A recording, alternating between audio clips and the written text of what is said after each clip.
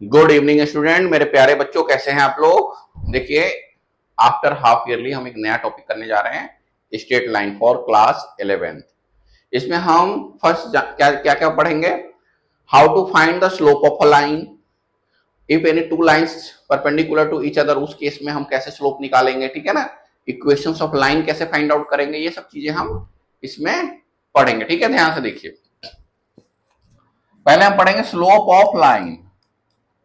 Slope of line, slope of line कैसे निकालेंगे। जैसे देखिए, हमारे पास में एक लाइन है ए बी, ठीक है। इसके कोऑर्डिनेट्स दिया है, मान लो यहाँ पे 2,3 दिया है और यहाँ 4,8 दिया है। क्लियर है। अब देखिए, इस केस में क्या है, इसे कहा हमें स्लोप निकालना है। तो देखिए, ये जो पॉइंट होगा ये x1, ये y1, ये x2 और ये y2 होगा, ठीक है। स्लोप को हम m से डिनोटेड करते हैं। किसे करते हैं? m से। ध्यान से देखिए, slope of a line that is m equal to y2 minus y1 upon x2 minus x1। Okay, अब देखिए यहां पे वैल्यू डाल दो बस। y2 क्या है हमारा 8, y1 क्या है -3, x2 क्या है 4, 5/2 आ गया हमारा। ऐसे करके हम किसी भी लाइन का स्लोप फाइंड आउट कर सकते हैं। अब इसी केस में देखिए ध्यान से, अगर मान लीजिए ये लाइन है हमारा ए बी, सेम यही यही क्वेश्चन है। ये लाइन है ए बी और इस लाइन पे कोई देखिए P Q perpendicular to A B है। अगर दे दिया if P Q perpendicular to A B, ठीक है। और देखो, तो find slope of P Q. आप कहोगे सर ऐसा है, यहां पे तो ओनली ए बी का कोऑर्डिनेट दिया है, पी क्यू का तो कोऑर्डिनेट है ही नहीं, तो कैसे निकालेंगे। निकाल सकते हैं हम, देखिए कैसे निकालेंगे। अगर दो लाइन ऐसे हो ना, तो ध्यान रखिएगा, इसका स्लोप आप ले लीजिए, एक लाइन का स्लोप m1 और दूसरे लाइन का स्लोप m2। अगर कोई दो लाइन एक दूसरे को परपेंडिकुलर पे इंटरसेक्ट 90 डिग्री पे इंटरसेक्ट करते हैं, क्रॉस करते हैं, तो उस केस में ध्यान रखिएगा m1 into m2 equal to -1 होता है। यह हमारा फॉर्मूला है। What is m1? देखो, मान लो ए बी का स्लोप हमारा m1 है 5/2, m2 इक्वल टू -1, तो m2 क्या हो जाएगा -1 मल्टीप्लाई 2/5, दैट इज -2/5, है ना। कितना आसान है, कितना बिल्कुल आसानी से आप कर सकते हो। इससे आप है स्लोप ऑफ लाइन आसानी से फाइंड आउट कर लेंगे, ठीक है।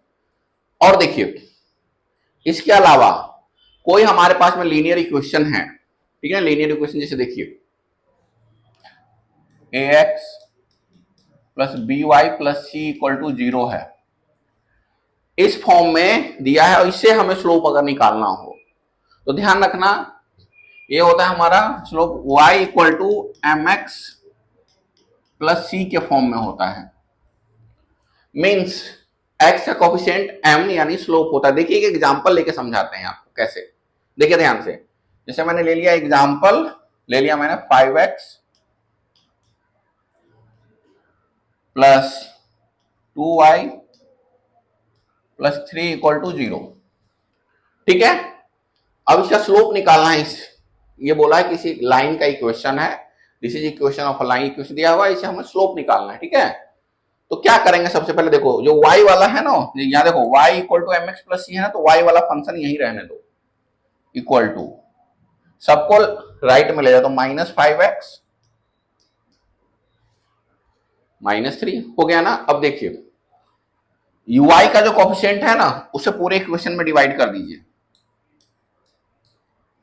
तो y इक्वल टू क्या हो गया -5/2x -3/2 हो गया ना। अब देखिए, x का कोफिशिएंट क्या है -5/2, m इक्वल टू -5/2। क्लियर है? बहुत ही आसान है, बहुत ही इंटरेस्टिंग है। अगर आपके पास में कोऑर्डिनेट दिया हो तो उससे भी आप स्लोप निकाल लोगे, और ऐसे इक्वेशंस दिया हो तो उससे भी आप स्लोप निकाल सकते हो आसानी से। क्लियर है सबको? चलिए अब हम क्या करेंगे, how to find equation of a line. Equation of line, देखिए कोई लाइन है, passes through the point 5,3 and its slope is 1। बोला जाता है we have a line passes through the point 5,3 and its slope is 1। ठीक है, find the equation of line. तो देखो इसको केस में क्या है, ये हमारा x नॉट y नॉट, ध्यान रखना अगर सिंगल दिया हो ना डॉट तो इसे x नॉट y नॉट ले लेना, x0 y0। स्लोप m क्या है हमारा 1 है। इस केस में क्या होगा, ध्यान से देखिए, इक्वेशन हो जाएगा y minus y not equal to m x minus x not. x not बहुत लोग x0 भी कहते हैं, तो कंफ्यूज नहीं होना है, ठीक है, ध्यान रखिएगा। y ही रहेगा, minus y not that is 3 equal to m 1 into x minus x not that is 5। जब सिंप्लीफाई करते हैं इसे, y minus 3 equal to x minus 5 ले जाओ इधर, तो देखो क्या हो जाएगा, x minus y equal to minus 3 plus 5। तो इस केस में हो जाएगा x minus y equal to 2। ठीक है, ये हमारा रिक्वायर्ड इक्वेशन आ गया हमारा। क्लियर है? बहुत ही सिंपल है, बहुत ही आसान है, कोई भी कर सकता है। ये तो हमारा आ गया। अब देखो इसे थोड़ा सा अपग्रेडेड और एक क्वेश्चन पूछा जा सकता है हमसे। देखिए जरा ध्यान से, आपसे पूछा जाएगा we have a given a line segment P Q, coordinates are 2,3 and 6,8। Okay, ये दिया हुआ है। इस केस में हमें बोलेगा find the equation of line. देखो x1 y1 x2 y2। इस केस में हम क्या करेंगे, देखो इक्वेशन क्या होगा, y minus y1 equal to m x minus x1। This is the equation of line. Same वही है, सिंगल में इसे x नॉट y नॉट लेते हैं, बट यहाँ पे हम x y ले लेंगे, ठीक है ना, x1 y1। अब देखिए क्या है यहाँ पे, पहले स्लोप निकालते हैं, m y2 minus y1 that is 3 upon x2 minus x1 6 minus 2 that is क्या हो गया बताओ, 5 माइनस 4। स्लोप क्या आ गया, 5/4 आ गया। इक्वेशन ऑफ अ लाइन क्या होगा, देखो y minus y1, y minus y1 क्या है 3 इक्वल टू m क्या है 5/4 x माइनस x1। देखिए x minus x1 that is 2। Simplify करिए, क्रॉस मल्टीप्लाई करिए, 4 से इधर हो जाएगा, 4y minus 12 equal to 5x minus 10। इतना आसान है, इतना इंटरेस्टिंग है, क्या बताएं आपको। अब देखिए इसे सिंप्लीफाई करते हैं, 5x minus 4y equal to minus 12 plus 10। तो हमारा आ गया 5x minus 4y equal to -2। ये हमारा इक्वेशन हो गया, ठीक है। या ऐसे लिख सकते हैं 5x minus 4y plus 2 equal to 0। ठीक है, देखो मैंने अभी तक आपको पढ़ाया how to find the slope of line if coordinates are given. दूसरा मैंने पढ़ाया how to find the slope of line if equation of line is given. तीसरा मैंने पढ़ाया आपको how to find equation of line. Equation of line हम कैसे find out करता है। एक और चीज मैंने बताया था आपको, दो लाइंस अगर आपस में परपेंडिकुलर हो, क्या हो, दो लाइन अगर आपस में परपेंडिकुलर हो, उस केस में उनके जो स्लोप का जो प्रोडक्ट होता है वो क्या होता है, बताओ बच्चों, -1 होता है। ठीक है, ध्यान रखिएगा।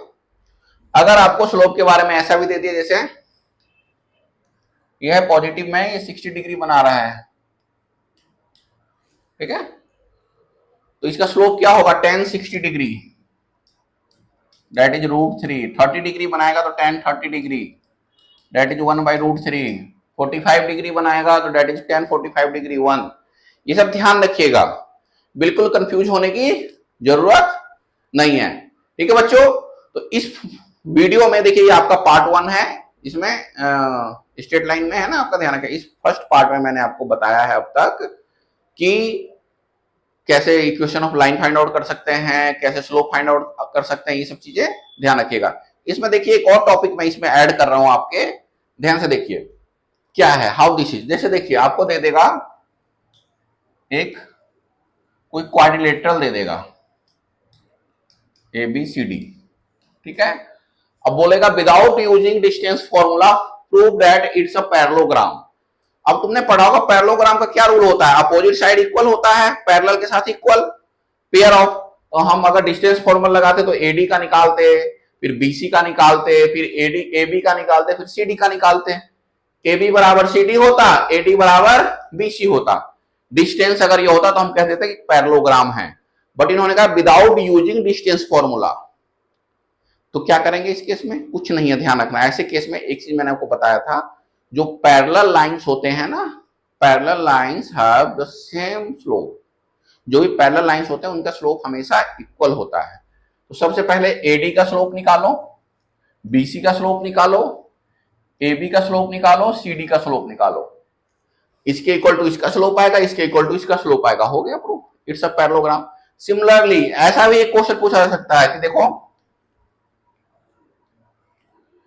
बोलेगा without using Pythagoras theorem and distance formula.